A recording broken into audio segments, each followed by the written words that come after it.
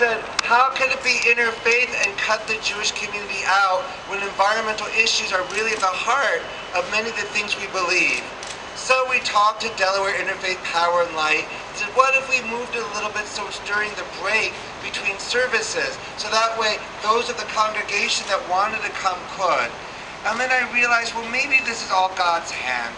Because even though they didn't mean to put it on Yom Kippur, this is a day when a lot of us are fasting, no water, no food for 25 hours. And we're reflecting upon the sins which we have done individually and collectively. And if you think about what we've done for the environment, that's a collective sin. We were all in it together.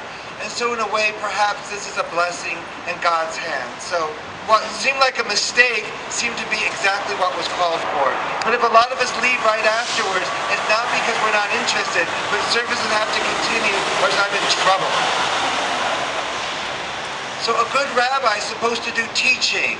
And I thought I would do just a little bit of teaching from last night's service where I happened to talk on the environment, not knowing this is what you were planning today. Again, God's hand at work.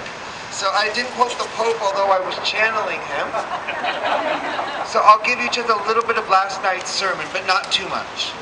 So in a midrash being rabbinic commentary, on the book of Ecclesiastes, the author writes, God gave you dominion over the earth and all living things, and if you destroy it, there will be no one after you to put it right. Our Jewish legacy is one which promotes a healthy love and respect for the environment. Early in Genesis, the purpose of humans is made crystal clear.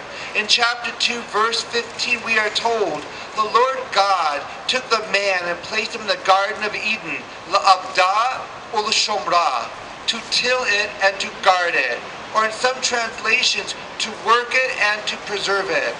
Our biblical commentary provides this understanding. Presumably, God could have created a maintenance-free world, but decided that it would be better for us to take responsibility for the world we live in. We tend to value something more when we have invested our own labor in it. The real heart of our Jewish environmental heritage is found not in the first book of the Torah, but in the last. In Deuteronomy chapter 20, verse 19, God commands that in a situation where you are compelled to go to war against a city, lo tashchit et etzah, you must not destroy its trees. Our great 13th century rabbi Maimonides from Egypt, adds in the Mishnah Torah, he says, not only one who cuts down a fruit tree, but anyone who destroys household goods, tears clothing, demolishes a building, stops up a spring, or ruins food deliberately, violates the prohibition, Baal Tashchit, you must not destroy.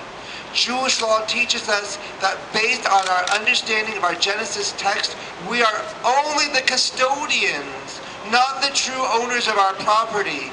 We will have to answer to the landlord, God, if we mess up his property. Well, we are encountering an extensive list of al-chet, confessionary prayers, which make up a large part of our Yom Kippur liturgy. And I think we could use this liturgy to move us to action, to do something more than we've done today, including the wonderful steps that Delaware Interfaith Power and Light has given us, a perfect Yom Kippur gift. As it is taught in Pirkei Avot, written by the rabbis 2,000 years ago, our job is not to finish the task, but neither is it our choice to refrain from beginning the task at hand. Gemar Chatima Tova, may all of us here, no matter what our faith, be inscribed in the Book of Life for a good, healthy, and environmentally clean year. And let us say, Amen. Amen.